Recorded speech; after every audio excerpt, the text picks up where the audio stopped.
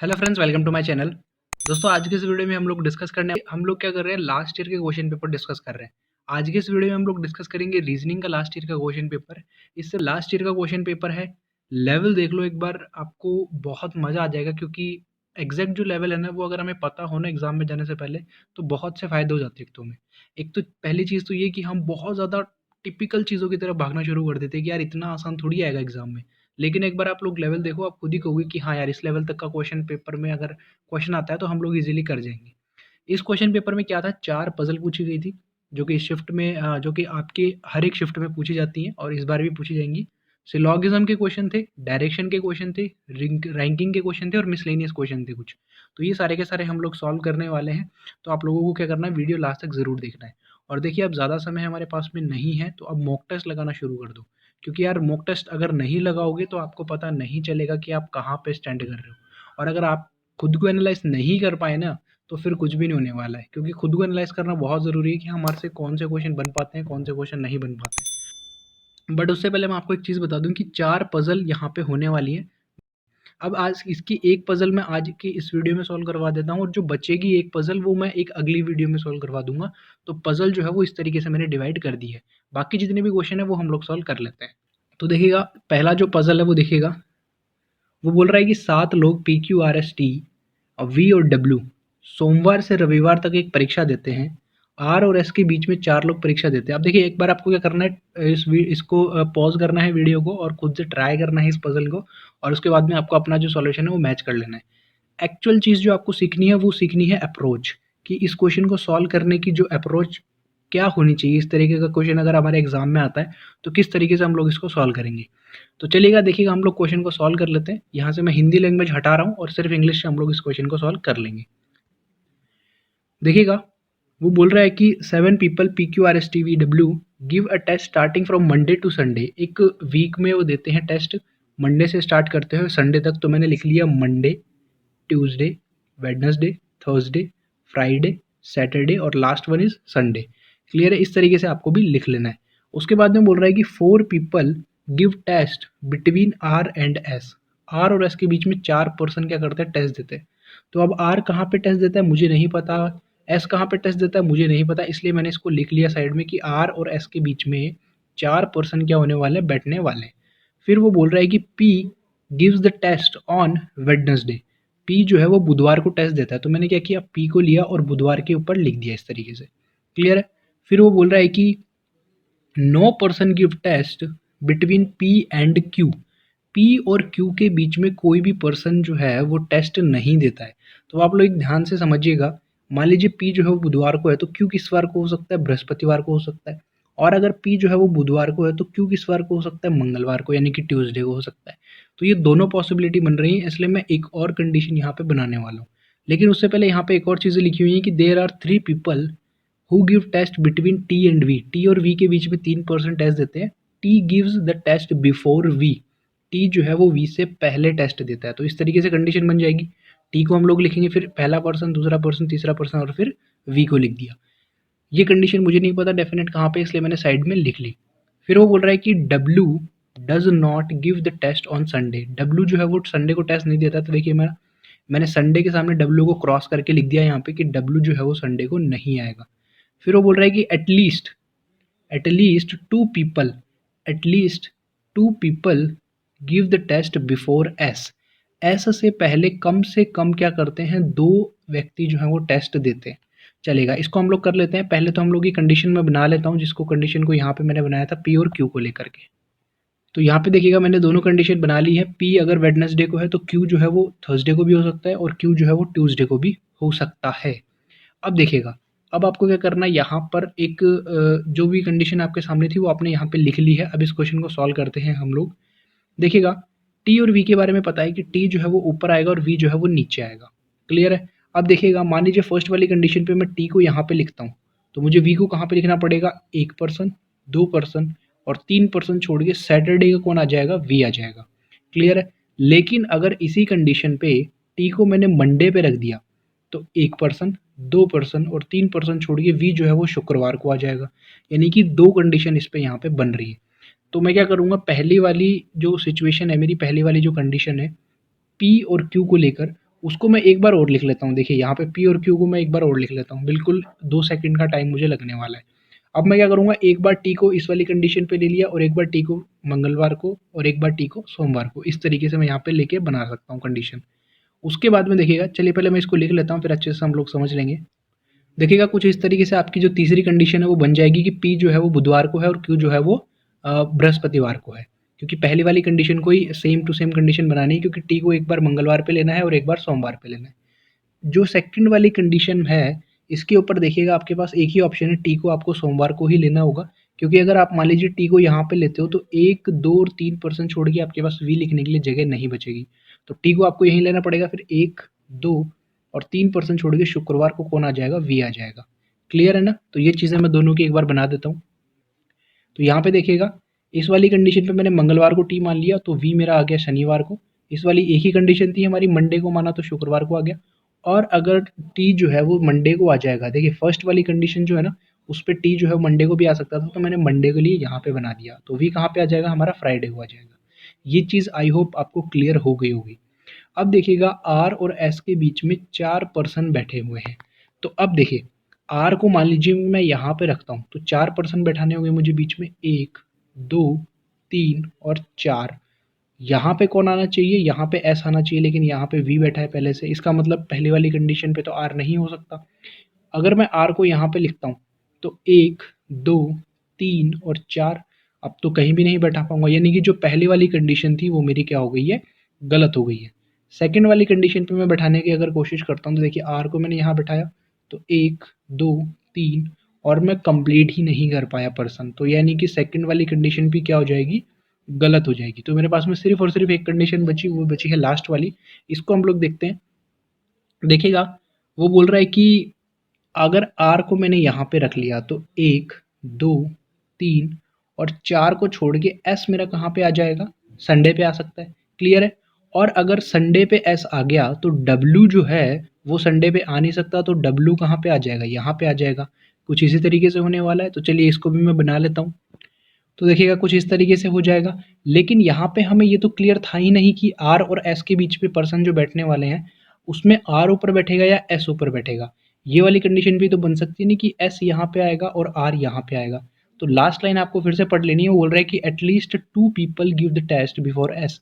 S से कम 2 आदमी टेस्ट देते हैं, 2 से ज़्यादा भी हो सकते हैं। तो अगर एस यहाँ पे आएगा तो इससे पहले सिर्फ एक ही आदमी है, 2 आदमी नहीं है हमारे पास में। और अगर ऐसे इस कंडीशन पे आता है तो फिर इसके ऊपर बहुत सारे आदमी है, 2 से ज़्यादा हैं। इसका मतलब यही वाली पॉसिबिलिटी क्या हो जाएगी, हमारा करेक्ट आंसर हो जाएगा। जो पज़ल है वो यहाँ पर हमारा कंप्लीट हो चुका है। आई होप आपने भी यही पज़ल बनाया होगा और बहुत ज़्यादा टफ नहीं है, आप लोग देख सकते हो लेवल। देखिएगा, क्वेश्चन नंबर सेकंड है, how many pairs of letter are there in the word unsettled, each which has as many letters between in both forward and backward direction them in the wrong in the word as they have between them in English alphabet. यानी कि ये पूछ रहा है कि ये जो unsettled लिखा हुआ है इसको अगर मैं यूँ लिखता हूँ, चलिए मैं आपको क्या करना है, देखिए इस तरीके के क्वेश्चन में सबसे पहले आपको इनके नंबरिंग याद होनी चाहिए। तो फटाफट से नंबरिंग लिख लो आप। जैसे कि यू जो कितने नंबर पे आता है, 21 नंबर पे, एन कितने पे आता है, 14 नंबर पे, एस 19 पे, ई 5 पे आता है, टी 20 पे आते हैं, इस तरीके से एल 12 पे, ई 5 पे और डी 4 पे। इस तरीके से आपको यहाँ पे लिख लेना है। अब ये पूछ रहा है कि ऐसे कितने पेयर बन रहे हैं जिनके बीच में जो डिस्टेंस है वो इक्वल होता है, जो कि उनके अल्फ़ाबेट के बीच में होता है। यानी कि यहाँ पे अगर आप काउंट करना चाह रहे हो 21 से, तो आपको काउंट करना है। देखिए 21 से ज़्यादा कितने होते हैं, हमेशा असेंडिंग ऑर्डर में काउंट करने हैं। 21 से ज़्यादा काउंट करो, 22, 23, 24, 25, 26। 26 से आगे तो अल्फ़ाबेट होते नहीं है, इनमें से कोई भी नहीं आया। अब 14 से काउंट करते हैं, तो यहाँ पर अगर लेफ्ट हैंड साइड पे आप काउंट करोगे तो कितना, 14 से जाओगे तो 15। इसके बाद में कुछ है ही नहीं लेफ्ट हैंड साइड पे, तो नहीं आएगा इनके बीच में इक्वल। इक्वल किस तरीके से पूछा जा रहा है ये चीज़ मैं आपको डायरेक्ट बताऊँ तो देखिए यहाँ लास्ट वाला जो पेयर है ना, इसको चेक कीजिएगा कि 4 से 5, देखिए 4 से हमने काउंट करना शुरू किया और पहली बार में कितने आ गए, 5। 5 और 4 ये लिखा हुआ है। इन दोनों के बीच में एक्चुअल में कितने अल्फ़ाबेट या कितने लेटर्स या कितने डिजिट होते हैं, कोई भी नहीं होता है। एक्चुअल में कोई भी नहीं होता है और इस वाली कंडीशन पे भी कोई भी नहीं है। इसका मतलब ये पेयर हमारा एक ऐसा पेयर बन जाएगा जिसमें जो लेटर्स होते हैं वो उनके बीच में जितने एक्चुअल में होते हैं उतने ही इस सीरीज़ में है। ये चीज़ आई होप आपको क्लियर हो गई होगी। नेक्स्ट जो एक पेयर बन रहा है वो बन रहा है आपका 19 और 21 का। देख सकते हो आप 19 के बाद में ये 20 और इसके बाद में 21। तो 20 तो यहाँ पर है नहीं तो इसको हटा देंगे, तो 19 के बाद में 20 काउंट किया और फिर 21। तो 19 और 21 का भी एक पेयर बन रहा है और 5 और 4 का भी एक पेयर बन रहा है। तो यही सिर्फ दो पेयर ऐसे बन रहे हैं जिनमें जो डिस्टेंस है वो इक्वल होने वाला है, इनके बीच में जो नंबर ऑफ लेटर्स हैं वो इक्वल होने वाले हैं। तो कितने पेयर बन रहे हैं? दो पेयर बन रहे हैं, यानी कि ऑप्शन नंबर बी क्या हो जाएगा? हमारा करेक्ट आंसर हो जाएगा। क्लियर है? ये सिर्फ यही दो पेयर बन रहे हैं, 21 और 19 वाला और 5 और 4 वाला। आई होप ये चीज़ आपको क्लियर हो गई होगी, और अगर आप इस डिजिट वाले मेथड से करते हो तो आई थिंक जल्दी आप इसको कर जाओगे। क्वेश्चन नंबर 3 के ऊपर चलते हैं। क्वेश्चन नंबर 3 देखिएगा, सिलॉग्स का है। ये बोल रहा है कि all bikes are car, some car are truck. सभी बाइक जो है वो कार है और कुछ कार जो है वो क्या है? ट्रक है। तो आपको क्या करना है? सबसे पहले इसका डायग्राम बनाना पड़ेगा। डायग्राम बनाना है और उसके बाद में इसके जो कंक्लूजन है, जो निष्कर्ष है, उनको पढ़ के मैच करना होगा कि किसको ये फॉलो कर रहा है और किसको फॉलो नहीं कर रहा है। तो देखिएगा हम लोग क्या करते हैं, डायग्राम बनाते हैं। आपको भी डायग्राम बनाना है, वीडियो को पॉज करके देखिए। डायग्राम कुछ इस तरीके से बनेगा। वो बोल रहा है कि ऑल बाइक्स आर कार, तो मैंने क्या बनाया? बाइक्स बनाई। और ऑल बाइक्स आर कार तो मैंने इस तरीके से कवर कर दिया। क्लियर है? फिर वो बोल रहा है कि some car are truck. Some car जो है वो क्या है? ट्रक है। कुछ कार जो है वो ट्रक है। तो इस तरीके से सम वाली कंडीशन बन जाएगी। अब देखिए कंक्लूजन देखिएगा क्या बोल रहा है वो। सम बाइक आर ट्रक, कुछ बाइक जो है वो ट्रक है। तो देखिए बाइक यहाँ पे है और ट्रक यहाँ पे है। दोनों का कोई रिलेशन बन रहा है? नहीं बन रहा है। तो अगर रिलेशन नहीं बन रहा है तो हम लोग श्योर नहीं है, हम लोग इसका आंसर नहीं कर सकते। क्लियर है? सेकंड देखिएगा, no truck is a car. कोई भी ट्रक एक कार नहीं है। लेकिन यहाँ पर तो हमें शो हो रहा है कि कुछ जो ट्रक हैं वो कार में आ रहे हैं, यानी कि सम वाली पॉजिटिव वाली जो कंडीशन है वो फॉलो हो रही है यहाँ पे। लेकिन उसने बोला है कि कोई भी ट्रक कार नहीं है, तो ये चीज़ तो इसकी गलत हो गई, क्योंकि यहाँ पर तो है कुछ कार ट्रक और कुछ ट्रक जो है वो कार हैं। लेकिन यहाँ पर इसने बोला है कि कोई भी ट्रक कार नहीं है। तो ये चीज़ क्या हो जाएगी? इसकी गलत हो जाएगी। डेफिनेट सही थी और इसने गलत बोल दिया इसको। तो ना तो पहला वाला फॉलो कर रहा है, ना ही दूसरा वाला फॉलो कर रहा है, ना तो पहला निष्कर्ष ना ही second. Neither conclusion one nor second follows. Clear? चलते हैं क्वेश्चन नंबर 4 के ऊपर। इसका भी आप लोग डायग्राम बनाइएगा और उसके बाद में इसका भी क्वेश्चन को हम लोग सॉल्व करते हैं। वो बोल रहा है कि some toffee are eclairs, all eclairs are Dairy Milk, some Dairy Milk are Chocobar. तो इसका आप लोग एक बार डायग्राम बनाइएगा, और अगर डायग्राम सही बन जाता है तो क्वेश्चन आपका कभी भी गलत नहीं हो सकता। तो चलिएगा इसका डायग्राम हम लोग बना लेते हैं। देखिएगा वो बोल रहा है कि सम टॉफ़ी आर इक्लेयर्स, तो मैंने टॉफ़ी बनाई और टॉफ़ी को सम वाली कंडीशन थी तो सम वाली कंडीशन पे बना के मैंने इक्लेयर्स बना दिया, ई फॉर इक्लेयर्स। फिर वो बोल रहा है कि all eclairs are Dairy Milk, तो मैंने क्या किया? ऑल इक्लेयर्स को डेयरी मिल्क, डी एम लिखा हुआ है तो ऑल इक्लेयर्स को मैंने डेयरी मिल्क बना दिया। फिर बोल रहा है कि some Dairy Milk are Chocobar, तो सम डेयरी मिल्क और चोकोबार, तो मैंने इसको क्या कर दिया? सम डेयरी मिल्क और चोकोबार सी बी लिख दिया। अब देखिएगा वो बोल रहा है कि at least some eclairs are Dairy Milk, कुछ इक्लेयर्स जो है वो डेयरी मिल्क हैं, कम से कम कुछ इक्लेयर डेयरी मिल्क हैं। अब देखिए इक्लेयर कहाँ पे? यहाँ पे। डेयरी मिल्क कहाँ पे? यहाँ पे। तो अगर कंप्लीट चीज़ देखिए, इक्लेयर्स यहाँ पे लिखा हुआ है और डेयरी मिल्क कुछ इस तरीके से लिखा हुआ है। तो अगर सारी ही इक्लेयर्स डेयरी मिल्क में हैं तो कुछ वाला पार्ट भी होगा, एटलीस्ट वाला पार्ट भी तो होगा। अगर सारी ही उसमें है तो कुछ भी उसमें तो होंगी ही ना। तो इसका मतलब फर्स्ट वाला सेंटेंस क्या हो जाएगा? हमारा करेक्ट हो जाएगा। सेकंड वाला चेक करते हैं। वो बोल रहा है कि कोई भी टॉफ़ी चोकोबार नहीं है, नो टॉफ़ी इज़ चोकोबार। तो टॉफ़ी कहाँ पे? यहाँ पे है। चोकोबार कहाँ पे? यहाँ पे। दोनों के बीच में आपको रिलेशन दिया हुआ है? नहीं दिया हुआ। आप पता कर सकते हो? नहीं पता कर सकते। और जब आप नहीं पता कर सकते हो तो आप ना तो इसको मना करोगे ना ही इसको हाँ करोगे। इसका मतलब सेकंड का आंसर हमें नहीं पता, ओनली फर्स्ट। ओनली फर्स्ट क्या हो जाएगा? हमारा आंसर हो जाएगा, यानी कि ऑप्शन नंबर ए, कि ओनली कंक्लूजन वन फॉलोज। पहला जो है वो फॉलो करता है, सेकंड वाला फॉलो नहीं करता। क्लियर है? चलेगा क्वेश्चन नंबर 5 पे चलते हैं। क्वेश्चन नंबर 5 देखिएगा, बोल रहा है कि some box are table, no table is board, some board are wall. कुछ डिब्बे जो हैं वो मेज हैं, कोई मेज बोर्ड नहीं है, और कुछ बोर्ड जो है वो दीवार है। क्लियर है? चलेगा इस क्वेश्चन को आप लोग सॉल्व कीजिएगा, इसका डायग्राम बनाइएगा और उसके बाद में आंसर को आपको मैच करना है। इसका डायग्राम हम लोग बना लेते हैं, देखिए कैसे बनेगा। देखिएगा क्वेश्चन क्या बोल रहा है कि सम बॉक्स आर टेबल, तो कुछ बॉक्स जो हैं वो क्या है? टेबल है। तो मैंने सम वाली कंडीशन बना दी, सम बॉक्स आर टेबल।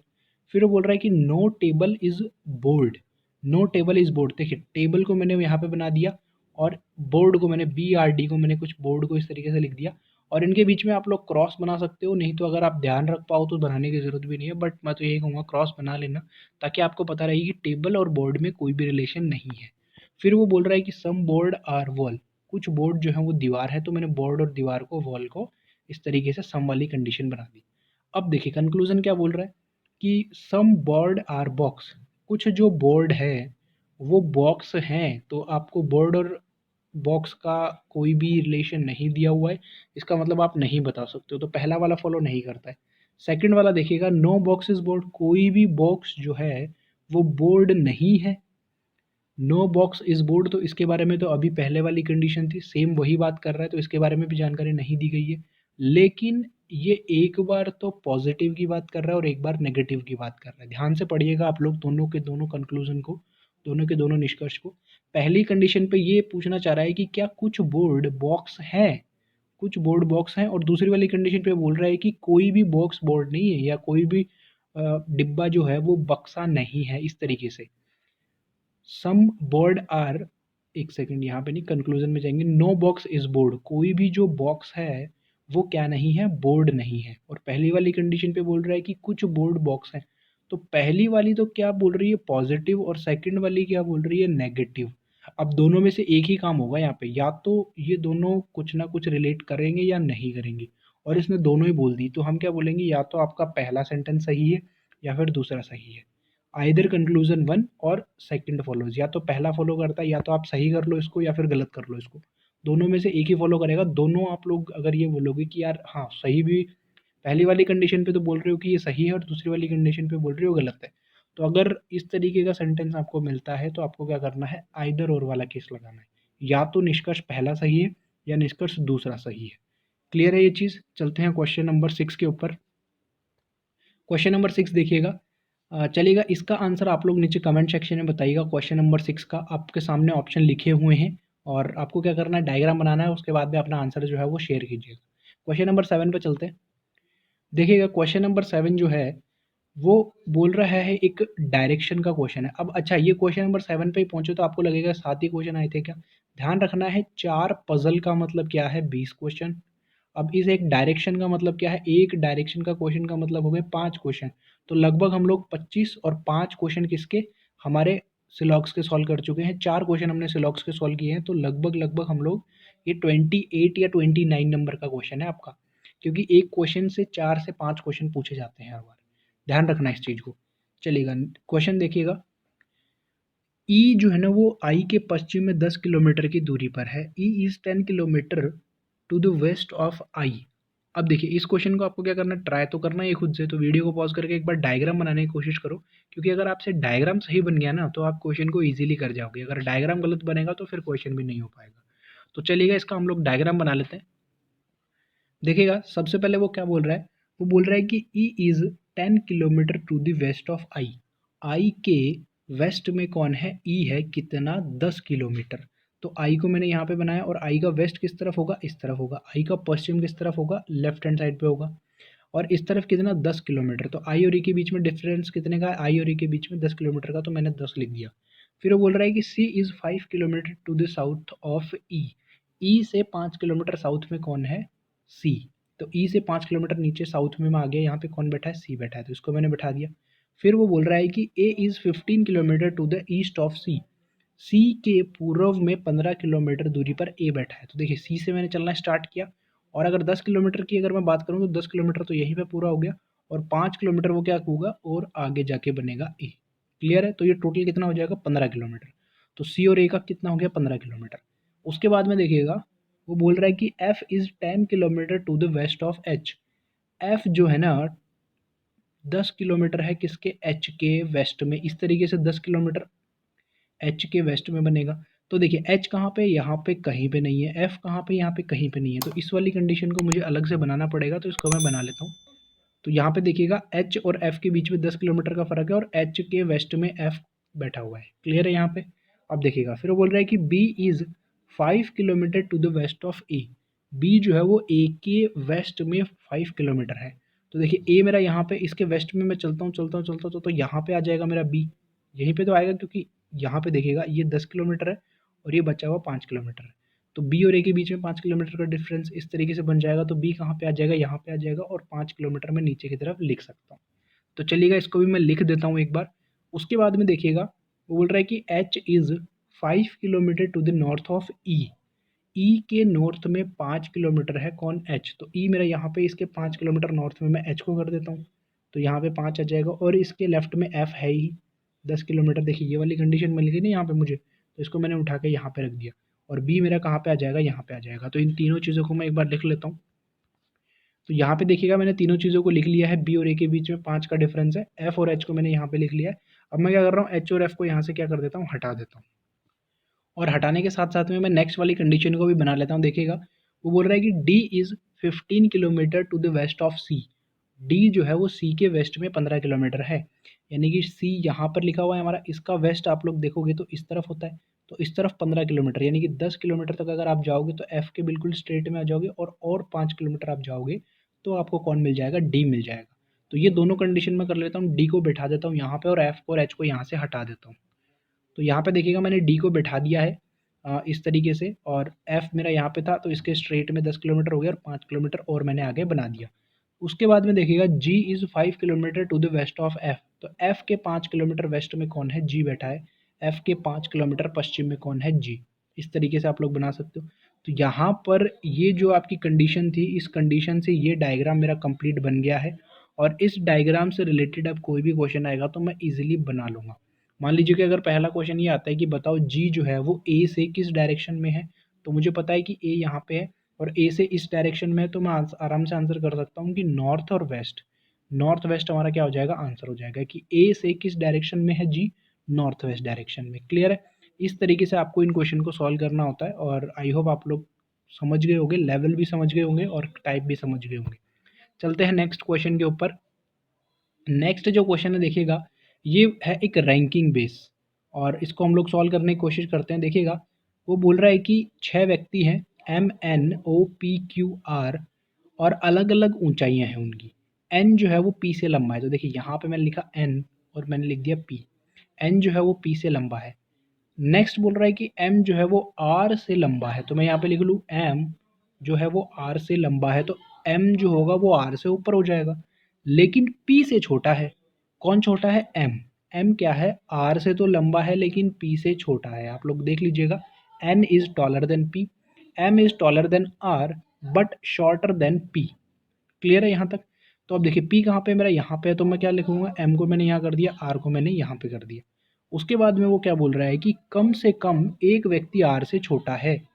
तो देखिएगा कम से कम वाली बात देखिए, एन पी एम और आर, एन पी एम और आर, इस वाली कंडीशन तक हम लोग पहुंच गए हैं। तो एन पी एम और आर, और कम से कम एक पर्सन जो है वो आर से छोटा है।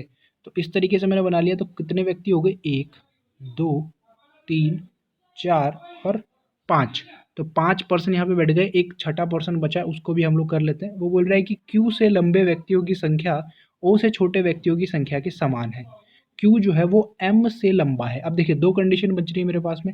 अगर मैं ओ को यहाँ पे रखता हूँ और क्यू को मैं लास्ट वाली कंडीशन पे रखता हूँ, तो क्यू से जितने बड़े हैं उतने ही ओ से छोटे होने चाहिए। तो क्यू से कितने बड़े हैं, 1 2 3 4, तो ओ से कितने छोटे हैं, 1 2 3 4, इक्वल है, हो सकता है। लेकिन वो बोल रहा है कि Q जो है वो M से लंबा है। इसका मतलब Q जो होगा वो कहाँ पे आएगा, यहाँ पे आएगा, और M जो होगा सॉरी O जो होगा वो लास्ट वाली कंडीशन पे आएगा। तो आपका आंसर क्या बनेगा, Q N P M R और Q, सॉरी लास्ट वाले पे O। इस तरीके से ये आपका कंप्लीट जो है वो रैंकिंग वाला क्वेश्चन खत्म हो गया। बिल्कुल बेसिक सा क्वेश्चन है, 3 क्वेश्चन पूछे गए थे इससे बच्चों वाले। अब आप लोग देख पा रहे हो कि लेवल क्या है एग्जाम का, और उसके अकॉर्डिंग कितनी आपको तैयारी करके जाना है। क्लियर है। नेक्स्ट क्वेश्चन के ऊपर चलते हैं।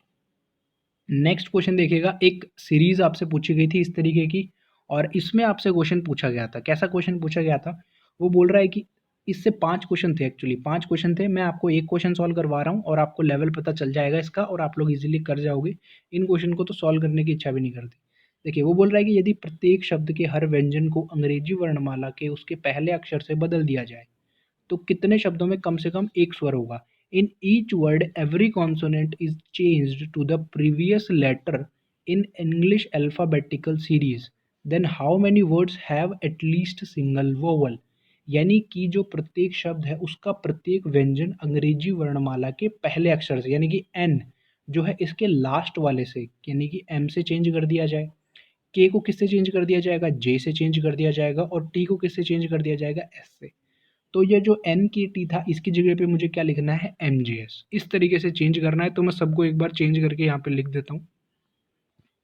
तो यहाँ पे देखिएगा मैंने सबको चेंज करके लिख दिया है एम जे एस और बी ई ए का बन जाएगा ए ई ए, क्योंकि सिर्फ बी ही यहाँ पर क्या है, कॉन्सोनेंट है, बी ही क्या है यहाँ पे व्यंजन है, तो इसको चेंज करके लास्ट वाले से चेंज कर दिया, बाकी एज इट इज और बाकी तीनों भी मैंने आगे लिख दिए।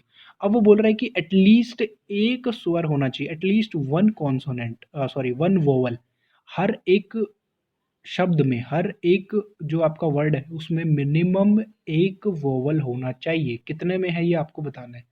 तो पहले वाले में मैंने वोवल ढूंढा, मुझे मिला ही नहीं। जो पहले वाले में स्वर ढूंढने की बात थी वो तो हुई नहीं, मिल ही नहीं पाई, तो इसको हटा देंगे।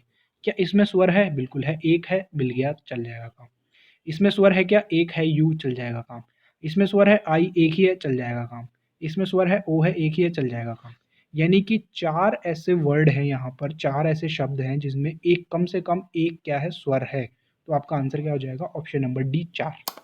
क्लियर है। इस तरीके के क्वेश्चन भी आपके एग्जाम में पूछे जा सकते हैं। अभी किसी शिफ्ट में अल्फाबेटिकल था, किसी शिफ्ट में ये डिजिट बेस भी आया होगा, न्यूमेरिकल बेस जो होता है वो भी आपसे पूछा जा सकता है। तो दोनों के लिए आपको प्रिपेयर होना है, बट हम लोग हर एक टॉपिक की तैयारी करेंगे, हम लोग एक भी चीज़ स्किप नहीं करने वाले। तो आप लोग प्रिपेयर रहिएगा हर चीज़ के लिए, और चैनल पे जो वीडियोस आने वाली है एक्चुअली उनके लिए प्रिपेयर रहिएगा और उनको आप लोग देख लीजिएगा। एग्जाम में जाने से पहले आपकी बहुत अच्छी तैयारी हो जाएगी। तो अगर अभी भी कोई डाउट है किसी क्वेश्चन को लेकर, आप लोग नीचे कमेंट सेक्शन में पूछ लीजिएगा। फिलहाल के लिए सिर्फ इतना ही, मिलते हैं नेक्स्ट वीडियो में। Thank you.